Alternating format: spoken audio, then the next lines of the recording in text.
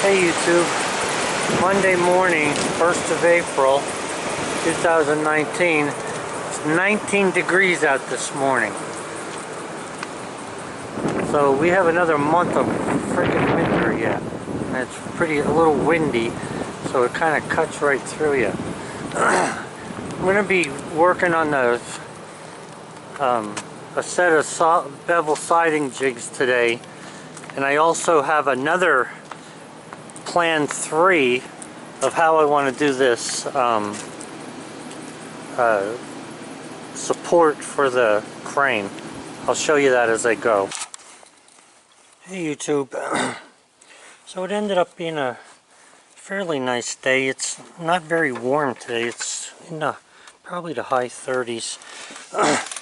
This pulley that I was going to use for the crane, which I am not going to use any longer, because the part of the pulley in here that grabs a hold of the shaft was too thin, and on another piece over there, when I put weight on it, I probably put about, I don't know, I want to say 1,500 pounds on it, it cracked. So that's not going to do me any good. But instead, I'll show you this.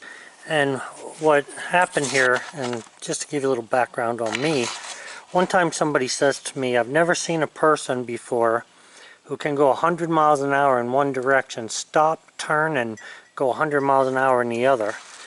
I try not to let nothing stop me. I'm not looking for pats on the back here. I'm just trying to give young people some ideas. If you let little things stop you in accomplishing goals, and I don't care what the goals are, you'll never get anywhere. And certainly don't listen to a whole lot of nonsense from other people. Try and find intelligent people to talk to. So anyway, here's what I came up with. I have 1/2 inch thick steel top and bottom. That is more, you can figure the 8x8 is going to rest somewhere in there. That's going to support that without an issue at all. So what I'm going to be doing is I'm going to be putting something here just to attach it to the 8x8 of the crane so that I can pick this thing in and out of the hole without having to fool around with it. So I'll show you what I got here. Just let me shut the camera off and I'll turn it back on.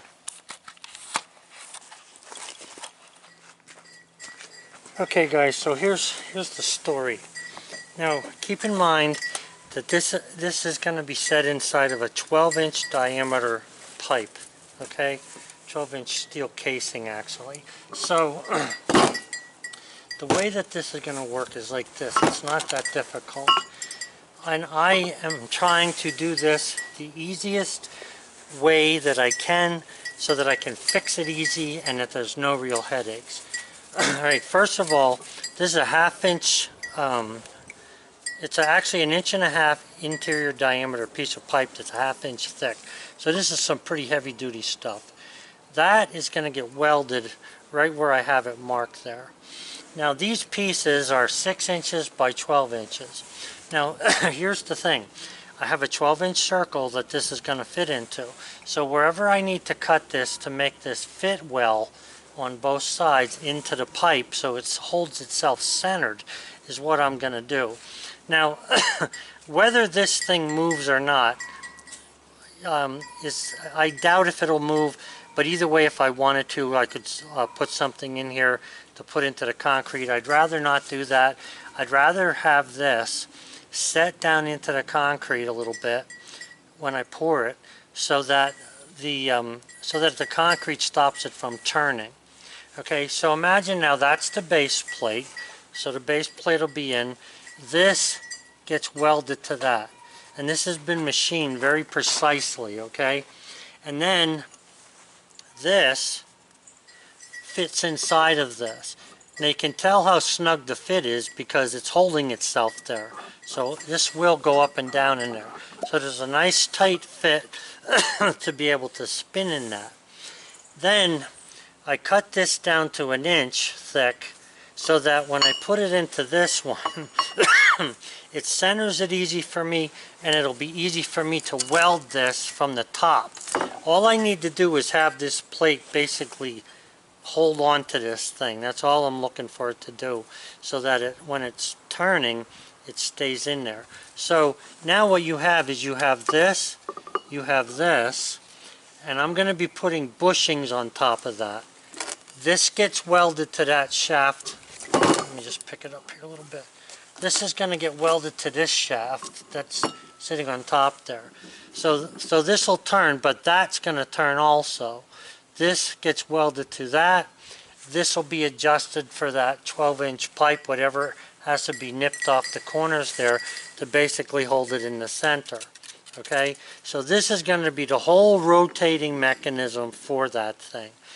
There's no doubt in my mind with a 1.5-inch pin here that's going to be able to hold that little crane and whatever weight that crane's going to be picking up, which is probably, I'm guessing, around 2 tons. Okay, at the very absolute positively most. Most logs that I cut are 8 foot long, so you're talking, 500 to 1,000 pounds if I'm lucky, if they're, soaking wet white oak. So this is how this will turn. Keeping this close to the side of the pipe is going to help to keep it centered. Alright? Again, I'm going to be welding 2 of these on here, 1 on each side. Put some holes in it just so I can lag it to the 8x8 crane. And the only reason for that is so that when I pick it up, if something's not working right, I can pull this whole thing right out of the bottom of the hole. Now this doesn't necessarily have to come with it. As long as the top here and this comes out, and that'll be welded together. What I'm going to do, now these are grinding discs, but just as an example, I'm going to put a bunch of bushings on top of here and let the bushings be the sacrificial wearing surface.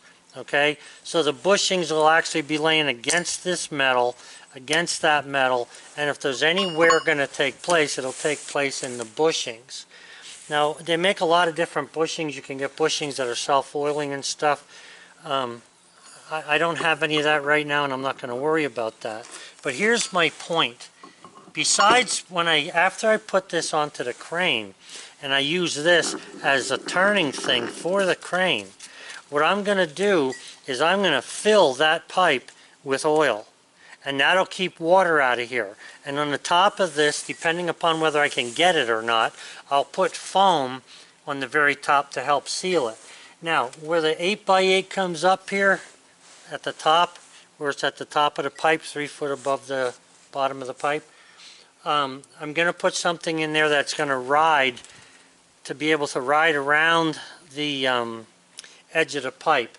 I really think that if you take some angle iron and put it onto the edge of the pipe, I think that'll wear, but I'm not positive if I like that.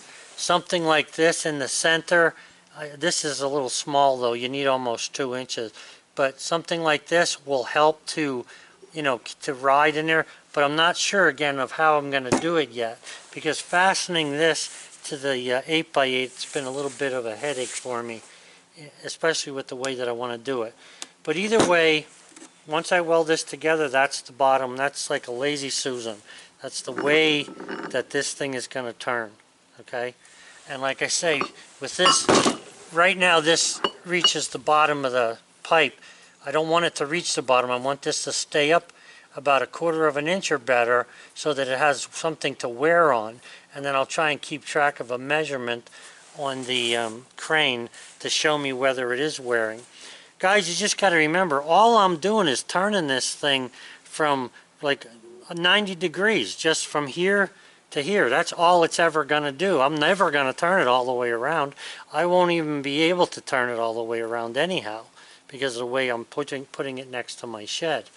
So I believe that this is the cheapest, best way to do this, and the strongest, one of the strongest ways. Now, I don't think it's the only way. Guys have had a lot of ideas. I'm not against these ideas. What I'm against is spending any money on it.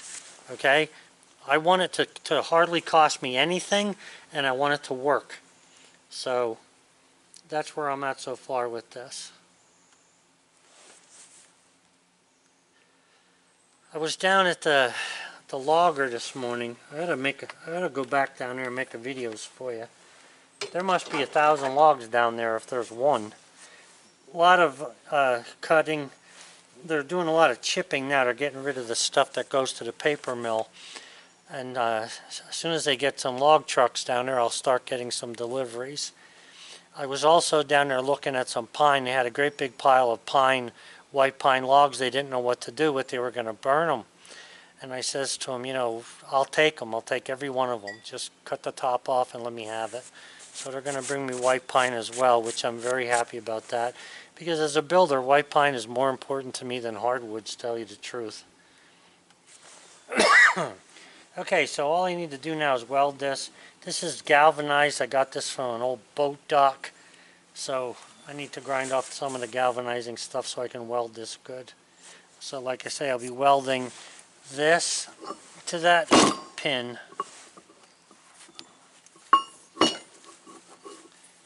This gets welded to this pin. This fits inside there. I'm filling this with oil. I may put a couple holes in here so that oil can get in there easy. I don't even know if I have to. I think that just filling it up the way I'm going to, that oil will seep down the sides of it anyway. So I'm not going to worry about it. It's not like it's turning enough that it needs a lot of oil. Even if you didn't put any oil in it, it would hardly get any wear, I think, from the way it's going to work. But again, weld this to that, put this inside that. That's the Lazy Susan I'm looking for. Oh, now I got a bunch of junk to throw away. I'll tell you, this weather's, it's nice today, the sun is shining, but it's still pretty cold. And Sally had me with a respirator on, freaking glasses, my coat, my winter hat. I'm trying not to get sicker. I love working outside though, I really do. Okay. So, for right now, I guess that's about it. I'll show you what that pipe looks like again, just in case you guys are new to the channel, haven't seen what I'm talking about. Okay guys, so this is the crane. 3 feet of this end of this 8x8, 3 feet of this, 1, 2, roughly 3, is going to be down inside the pipe. The pipe I'm talking about is this.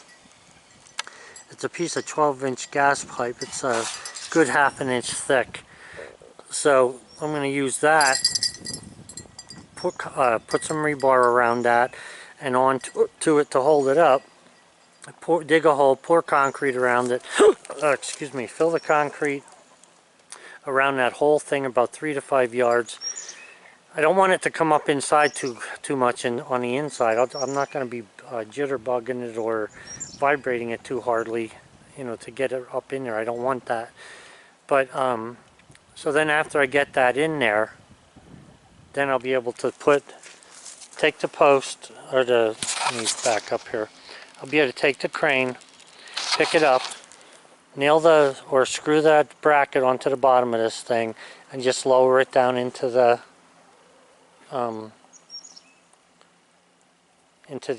pipe. And then I'll be able to test what kind of weight I can pick up with this. I think this is going to be a piece of cake using this thing. I really do. And I'm not using nothing electric. I don't want nothing electric. I don't want any air. I don't want any of that stuff. All I want is manual things. Manual stuff does not break down 90% of the time. And if it does, it's something you can usually easily fix. And that's what I'm after. All kinds of electronic junk, all it does is break. I don't want it. And then as far as where I'm going to be putting that, I'm pretty sure I'm going to be putting it right on the corner of the building here. Somewhere about right here. What has to happen is the crane has to be long enough wherever I place it so that it reaches the center of my wood miser. And since I don't do a lot of cutting on real long stuff, not that I don't want to, but since I usually don't, I'm just going to figure where the center of this is, and that's where I'm going to be putting the crane to work. 90% of everything I cut is about 8 foot or so because of how I use my kiln.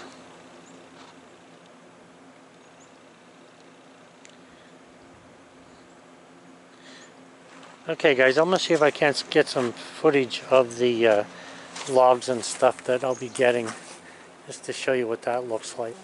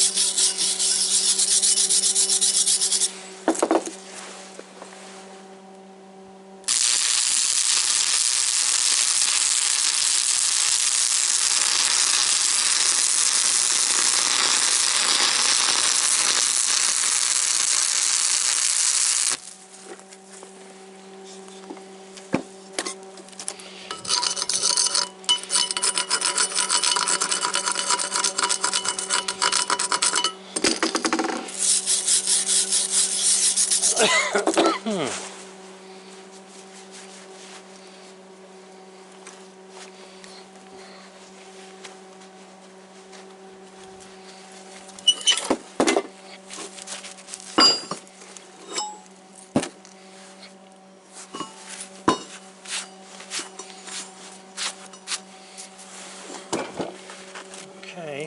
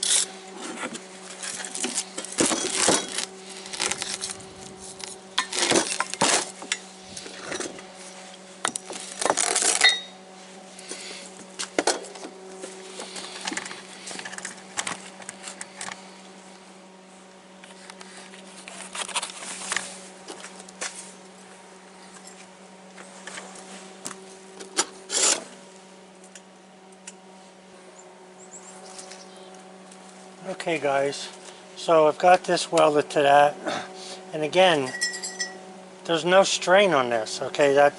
This is not going to be where this has to be some kind of a scientific weld here, because all they're doing is putting downward pressure on this. Put some bushings or shim stock on that. That's all I'm after. That will more than handle what I believe that crane's going to give. If I'm wrong, I will definitely have it on video. But from what I can see right here, I'm pretty satisfied with that. Like I say, I'm going to weld two angled braces on there just to be able to fasten this to the 8x8. Other than that, that's it. Got to do a little trim in here. I'm not sure what I need to trim it off yet at.